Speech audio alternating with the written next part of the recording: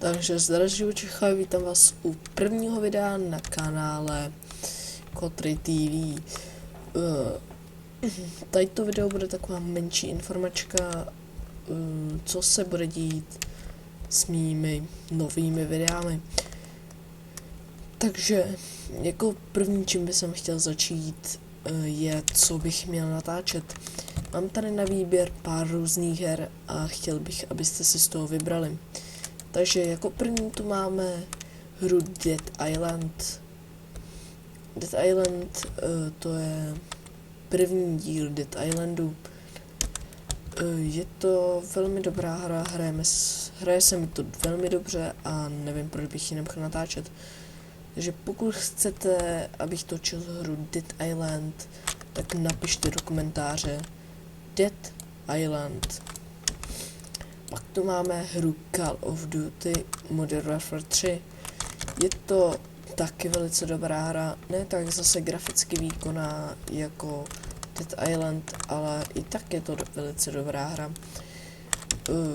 Ale máme tu, je to vlastně rozdělené na dvě části. Call of Duty Modern Warfare 3 multiplayer, Call of Duty single player. Můžete si vybrat jedno z toho, nebo můžete klasicky napsat Call of Duty a já budu natáčet oboje. Pak tu máme hru Borderlands 2.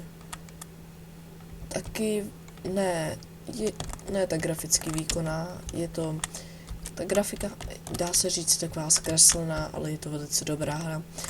Dohrál jsem ji už asi minimálně 3krát, takže nevím, proč bych ji nemohl taky natáčet. Takže pokud chcete Borderlands, napište do komentáře Borderlands a abych zmínil Borderlands 2. A pak tu máme předposlední hru, což je GTA San Andreas a single player.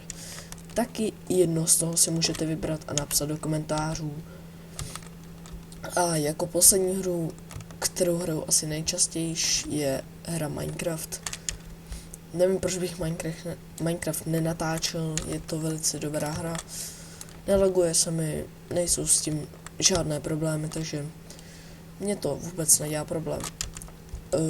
A to jsou vlastně všechny hry, které bych mohl natáčet na mém novém channelu.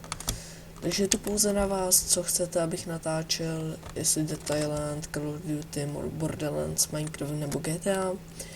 Je to pouze na vás.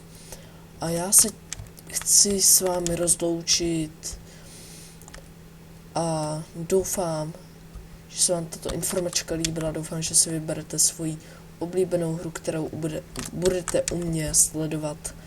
A to by bylo zhruba tak vše. Takže čau.